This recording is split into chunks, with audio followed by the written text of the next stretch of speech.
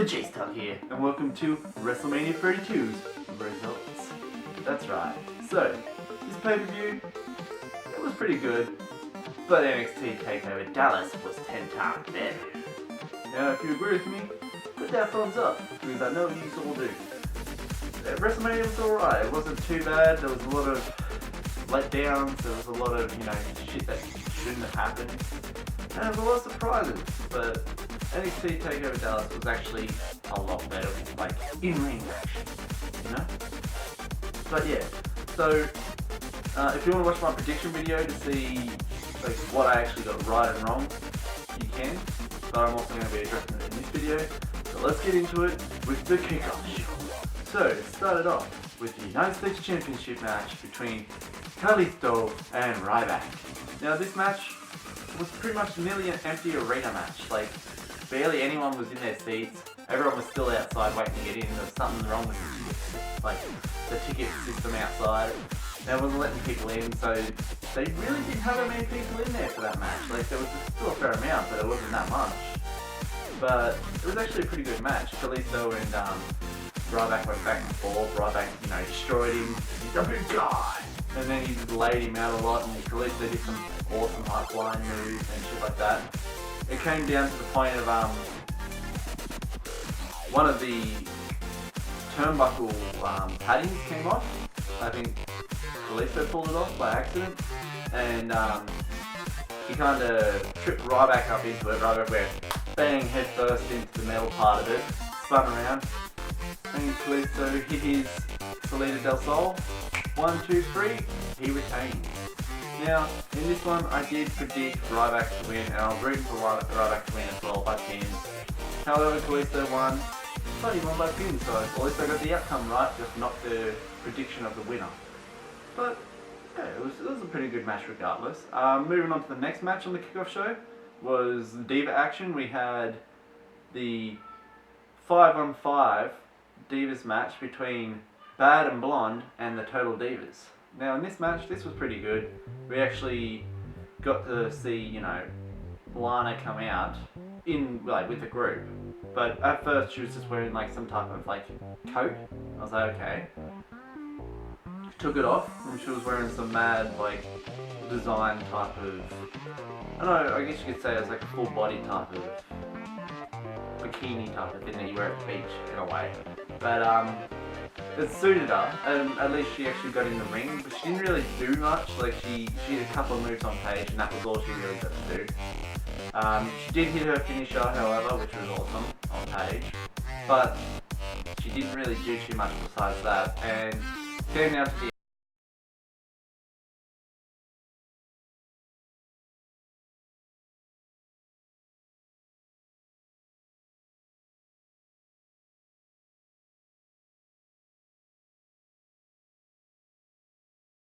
team should have won it, considering that her team was awesome. It had Emma on it, it had Lana on it, and they were carving up, But I guess, you gotta throw the dog some bones. You gotta give the Total Divas their last fucking chance to get some spotlight, considering now that they're not divas anymore, they're all women wrestling.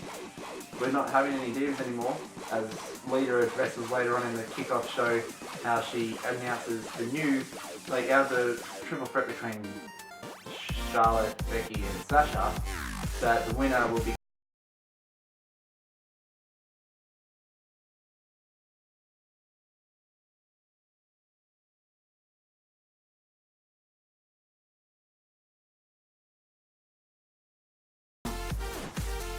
back to that match. They won. Eva shouldn't have even been in there, she was just pointless. She didn't botch moves, surprisingly, but her finisher was still shit. She could barely do it with her, fake ass kitty fucking in the way. But, after the match, celebrating, and Nikki Bella comes down, wearing her neck brace, gets in the ring, celebrates with her team, even though she didn't get to be a part of it. And in that match, I was rooting for the B.A.D and Blonde, as well as I predicted them to win. However, they didn't, and Brie ended up winning by submission, so, oh well.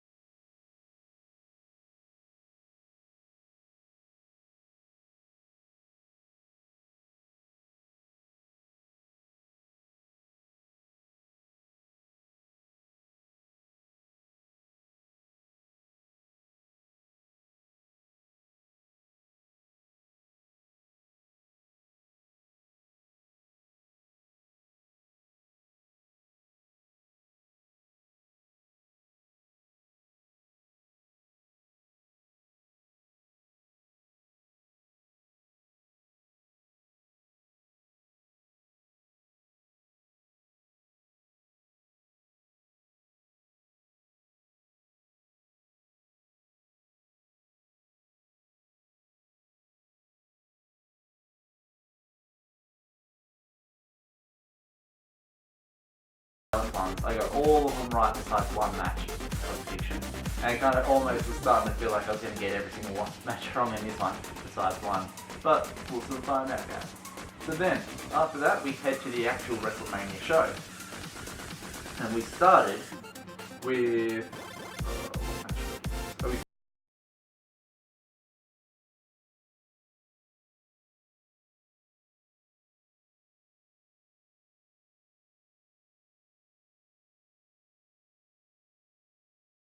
Stardust came out wearing the, the yellow polka dots, and he even had a polka dotted ladder dedicated to his dad, even though he's not doing that.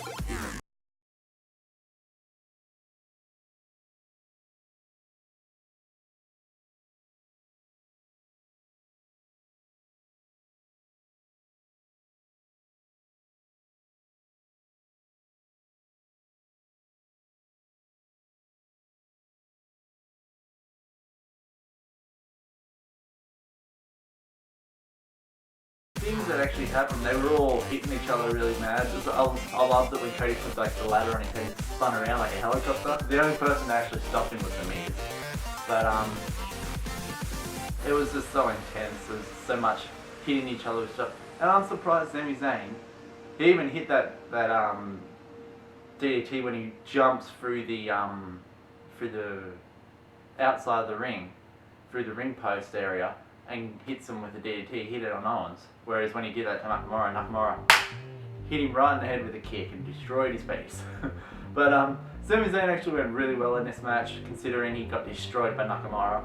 Suffered 2 losses in a span of 3 days, so oh well. But at least he actually showed that he went pretty well in this match. Came down to the end with Miz was up on the top, and he's like, oh well, I'm going to do this for style. So he's sitting on the top of the ladder, and he's going to reach up and grab it. Next minute, Ryder runs up there and pushes him off. And we're like, oh my god. And then Ryder pulls it, and it's like, oh my god, broski! Woo, woo, woo! It was awesome. But I was not expecting him to win. It was awesome that he did win. I was, of course, rooting for Owens and Zayn, kind of either one of them. But with the Ryder win, that was pretty cool. And now he's actually held that title now, so that's awesome. Next one, we went into I think it was the AJ Styles versus Jericho match. Now in this match, it was pretty insane. Great match. However, I did hear that most of the crowd wasn't really paying attention to the match halfway through because of a big box of audios was getting moved up onto the stage. And they were all having their attention on that, while AJ and Jericho were trying their best to get, the crowd back watching them, but it still was pretty good. They ended up coming back at the end, and of course I was going for AJ. I was like, come on, get your first WrestleMania win. You could do it. And yeah, unfortunately, Jericho, as AJ was jumping over the thing to do the phenomenal forearm, Jericho kind of grabbed the ref, and when he did that, AJ slowed a little bit, and then when he finally jumped, Jericho hit him with the code break and got the win. There was a lot of mad submissions throughout the match, but however, Jericho still won the match regardless. And I predicted AJ to win by submission, but Jericho won by pin, so.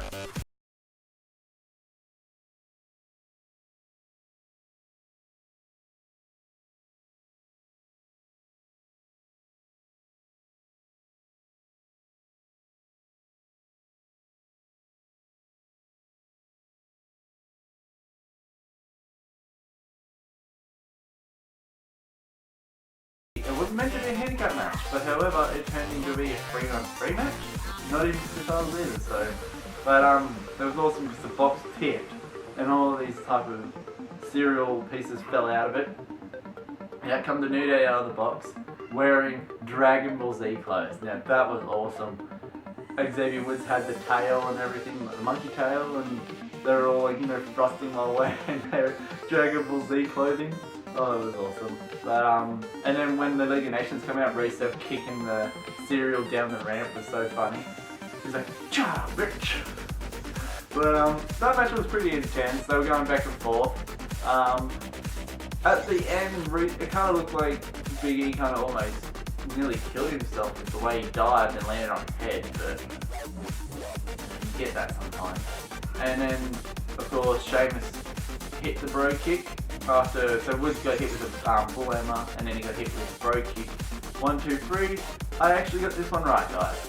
First one of the night, my first prediction right. I predicted League of Nations to win, Sheamus to get the win, but him. Boom! Butch. Got it right. But I was pretty happy when that happened. But I did want the New Day to win.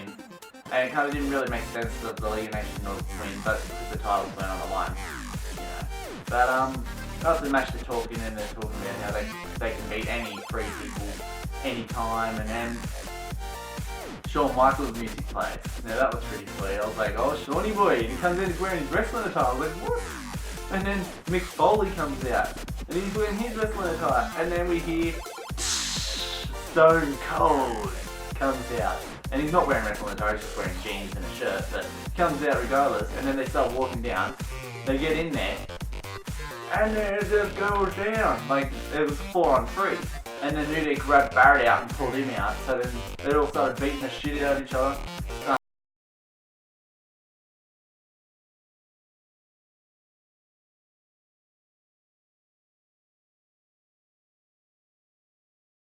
Had a stunner to Rusev, and he sold that stunner. He fucking sold it. He went boing boing boing. He flew out, and then they threw Barrett back in there. He got hit with a sweet chin, then he got hit with a socko, and then he got spun into a stunner. It was awesome. And then New Day got in there, surprisingly, when they were all celebrating, and they're like, "Oh, let's all dance.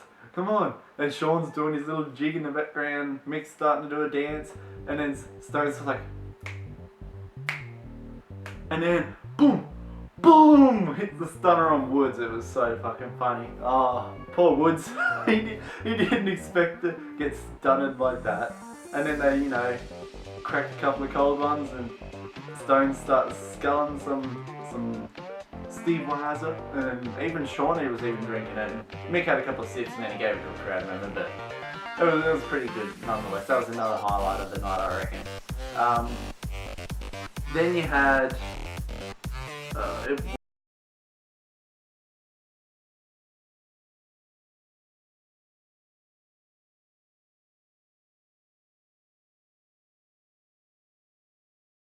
but I guess he already had it under the ring, because throughout the match he got hit with 13 suplexes. The lunatic asylum, like the Ambrose asylum, got sent to Suplex City currently. And he got hit with so many superplexes. He even hit Brock with a low blow. After that, I think Brock was kind of like, I don't think he fully recovered from the punch to the nuts, but he was a bit, slow throughout the whole rest of the match after that. But there was a lot of kendo stick wax, chair wax. Dean did grab the chainsaw. He couldn't start it, so it was a fail. But Brock stopped him anyway. And then Dean threw a lot of chairs in there. Now this was his demise. Whenever he does this, it always backfires most times. It backfired when he versed Seth. It backfired when he versed other people. When he throws a whole bunch of chairs in there and stacks it up, usually it backfires on him. Because he throws them all in there and he stacks them all up in a nice neat, not a neat pile, but like a pile. And then he expects to, win the match from it. Now, I think he did hit a dirty deeds on Brock, but Brock got out of it. I'm pretty sure.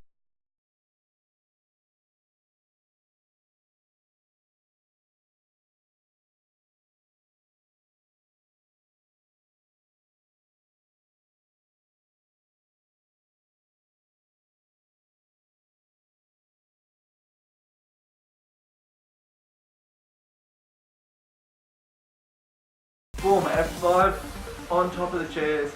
Poor Dean. 1, 2, 3. I predicted, however, with this match, I did predict Brock to win. I knew that no matter what, Dean win or lose, he came out of this looking good. No matter what, with that loss, he still has the momentum that he has. He didn't lose any.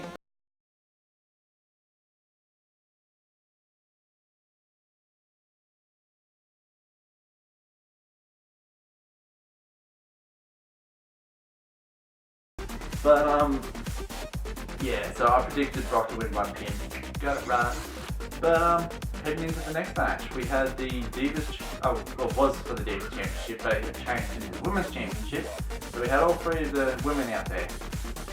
Sasha was wearing Eddie Guerrero dedicated tights. Well, this is the first scene Sasha in tights because I've only ever seen her wearing her actual wrestling undies type of, But she was actually wearing, like, similar to Eddie Guerrero, and she was actually doing a lot of moves. Like, she even did the frog splash off the top rope onto Charlotte and Becky when they were in the Theatre 4. Charlotte, however, came out trying to be like her dad, wearing her robe. Get over yourself. And then Becky, I'm surprised they didn't really give her that good of an entrance, but she still came out good. A lot of good high flying stuff. Like I said, Sasha did the 5-star frog splash, or frog splash, not 5-star, but yeah, she did that. And then it was awesome when Charlotte did like a moonsault off the top rope, and she did a moonsault off the top rope, going outside to land on Sasha and Becky, but she totally missed Sasha, and she smacked Becky in the face with her cooter. Boom, pussy to the face. That's all that connected. It was just a pussy right to Becky's face. Oh god, Becky. Oh, it was funny, but it came down to the end. Of course, Ric Flair getting in the way. There was a lot of submissions done. Becky did take out Ric Flair with the suicide dive, which was awesome. But when Becky was locked in the figure eight, Sasha was about to get back in. Ric grabbed the legs. Charlotte wins by submission, and we crown a new women's champion by cheating. That's a really great way to start it, WWE. But oh well.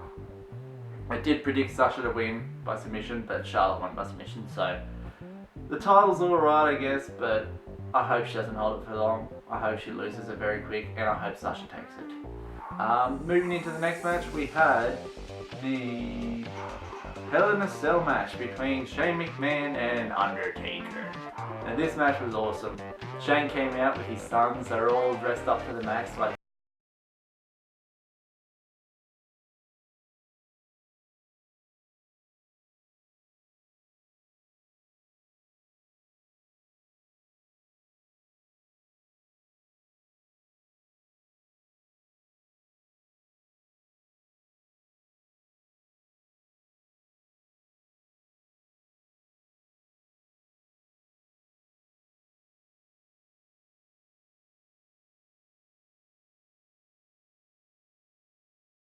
it didn't really, it was like we should have already had pre-cut in a way to make it look like he didn't just cut it just to get smashed through it.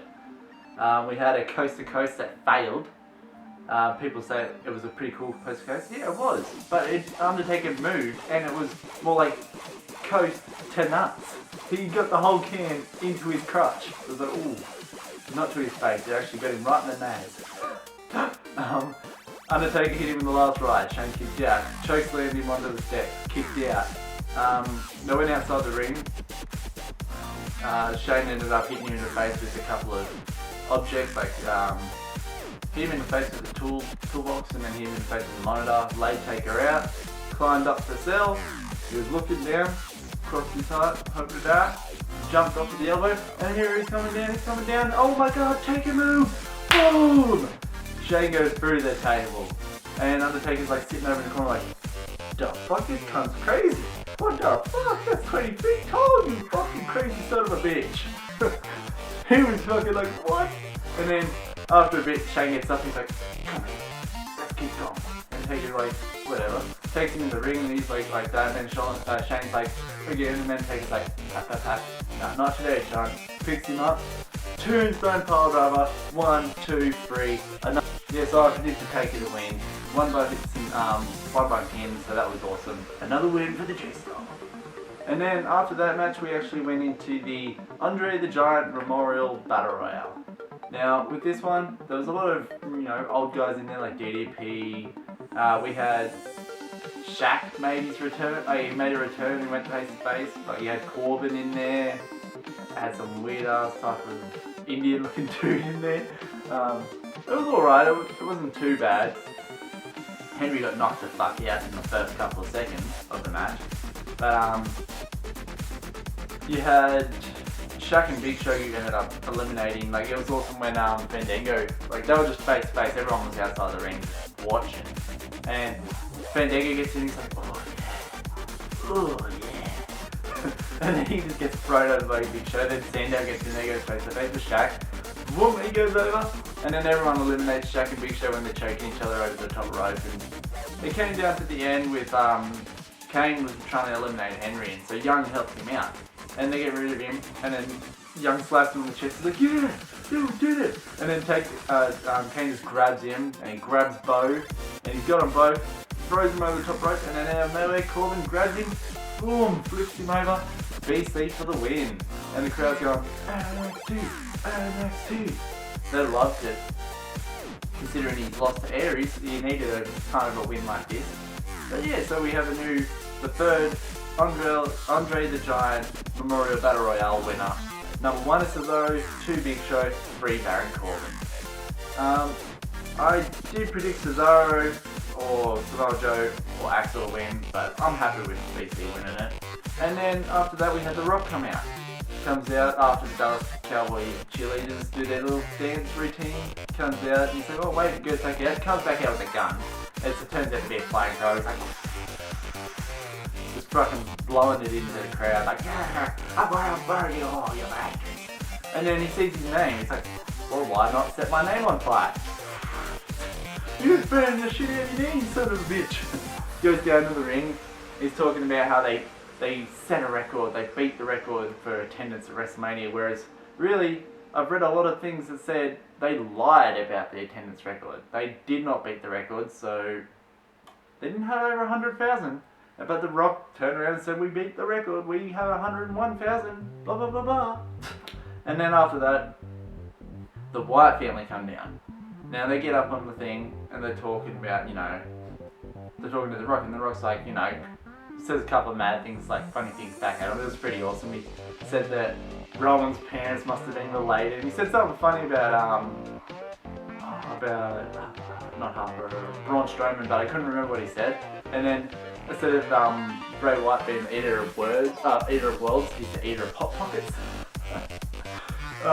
And he challenged one of them to a match. He was already ready. And then Rowan took the challenge. I was expecting one of the other two too, but Rowan took.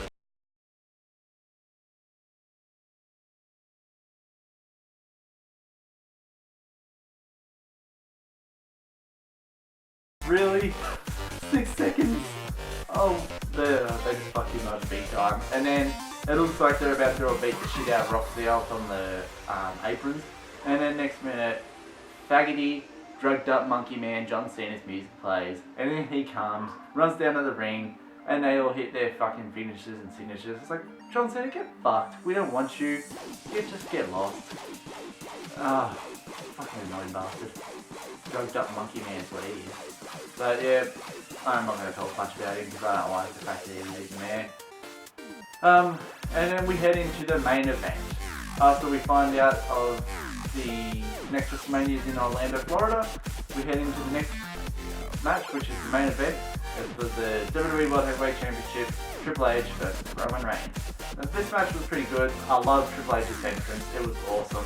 Roman Reigns' entrance was pretty bland. He comes out wearing his laser tag vest with his white trims. He's like, well, I'm Roman the Ranger. Go, go, Roman Ranger. I was like, he looked like almost like a Power Ranger reject in a way. But he comes out and he's, they fucked up with his thing because he did that, and he dropped down and hit the ground. And then it took like at least 5 seconds before they realised that they did that, and then they set the fireworks off. It's like, really? Triple H's entrance was awesome though. Steph doing a mad little dictator type of speech thing. It was pretty awesome with the guys in the suits and the belts and the skeleton masks, and the Triple H leads them down. Now that was probably one of the best entrances of the night. It did take a bit to get into it before the crowd actually started to boo Roman. About halfway through the matches when they all started to kind of boo Roman more than anything. Triple H was hitting a lot of great moves, and the crowd was cheering for Triple H non-stop half the time. It came down, however, to the fact of Triple H was outside the ring and he got hit with a spear through the barricade, Now that one almost looked like Roman destroyed his arm in a way. Like almost like popped it out, not like kind of dislocated almost, it looked like, but it didn't. Triple H locked him in a couple of different submissions to hurt his arm. Roman almost looked like he was going to tap, he was almost crying. And then, even though, like, so there was a point where Roman was lining up for a spear, and he knew Steph was in the ring, and Steph was behind the ref and Triple H. Now, however, when he ran at them, he was aiming for the ref. He wasn't aiming for Triple H. He was purposely hoping the ref would move so he could hit Triple H. Not Triple H, Steph. Now, with NXT TakeOver Dallas, they had such a big problem with the crowd saying, fuck PG. When they were going, fuck PG, and let him bleed for Joe. And then yet, they let Roman a spear, just hit a spear on Steph. Violence against women? Really, WWE? Really? I know you used to do it back in the days, but that was before we made it PG. And then you're talking about no bullying and shit, and yet you have Roman spear Steph. Thumbs down for that. But, back into it, Triple H was going with the sledge, and he almost, it was DQ on. It was not a no DQ match, but it came down to it with Triple H getting hit with a huge spear out of nowhere. 1, 2, 3, Roman wins. I predicted him to win by pin. We have a new WWE World Heavyweight Champion. It's stupid that he's now a 3-time champ and has a total of 41 days under his record, whereas Triple H has got more than that. But, WWE, you had to end it with that shitty type of result with Roman Reigns winning. Laser tag for the win! But, nonetheless, it was still a good pay-per-view. I did enjoy watching it. I didn't like how it came down to that, like, had a whole lot of shitty results. But, yeah, if you like this result video, make sure you hit that like button hard. But not too fucking hard, guys. Don't break your computers. The link for the prediction video will be in the description below. And if you want to follow me on Instagram and Twitter, the links are in the description down below as well. And while you're here, guys, hit that subscribe button and spread the word of the TheJaseDawg to everybody you know. And guys, as always, stay awesome. The TheJaseDawg is out of here. See ya.